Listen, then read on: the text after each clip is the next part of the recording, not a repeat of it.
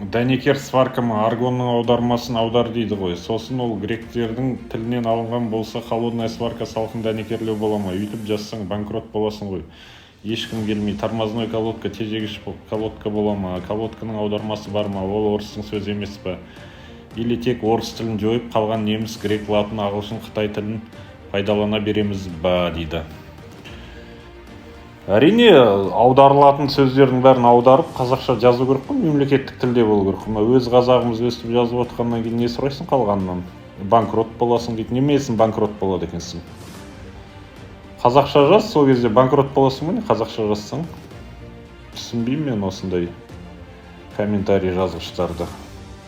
Тормозной колодканың аудармасы бар, тежегіш қалыбы деп. Оны халық түсінеді деп ойлаймын.